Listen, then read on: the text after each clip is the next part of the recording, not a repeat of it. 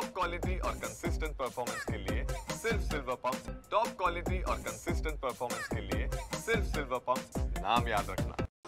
जय गजानन माऊली। आज संत श्री गजानन महाराजांची पालखी शेगाववरून पंढरपूरसाठी या ठिकाणी मार्गस्थ झालेली आहे।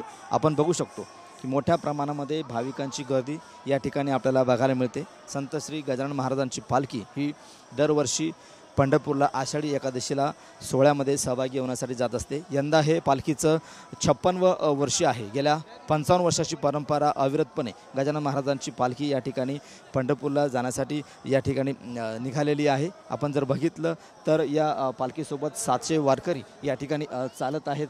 सोबतच टाळकरी आहे, मृदंग वाजवणारे आहेत, वाजत गाजत अशा प्रकारे अश्व घेऊन ही पालखी गजानन महाराजांची सध्या या ठिकाणाहून निघालेली आहे। सकाळी गजानन महाराजांच्या पालखीचे या ठिकाणी विधिवत पूजा झालेली आहे आणि सकाळपासून ही पालखी सध्या शहराला परिक्रमा करत या ठिकाणाहून निघाली असल्याचं आपल्याला बघायला मिळते। अतिशय भक्तिमय वातावरण सध्या या पालखीच्या माध्यमातून या शेगाव नगरीमध्ये आपल्याला दिसते आहे। हजारो भाविक जे आहेत ते या पालखीसोबत चालत असतात। जवळपास 700 वारकरी घेऊन ही पालखी सध्या निघालेली आहे आणि 700 किलोमीटरचा पायी प्रवास करत ही पालखी जी आहे पंढरपूरला पोहोचणार आहे। त्यानंतर 5 दिवस त्या ठिकाणी मुक्काम झाल्याच्या नंतर पालखी या ठिकाणाहून म्हणजे पंढरपूरहून शेगावसाठी परत निघत असते आणि 31 जुलैला पालखी पुन्हा एकदा शेगावला या ठिकाणी परत येणार आहे।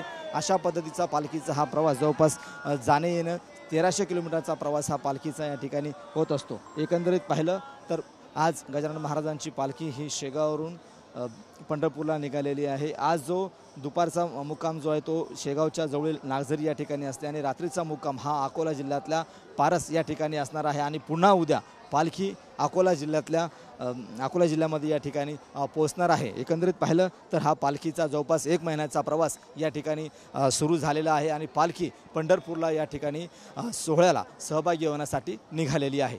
कॅमेरामन अनिकेत दहातोंडेसह गणेश सोळंकी, TV9 मराठी, शेगाव, बुलढाणा।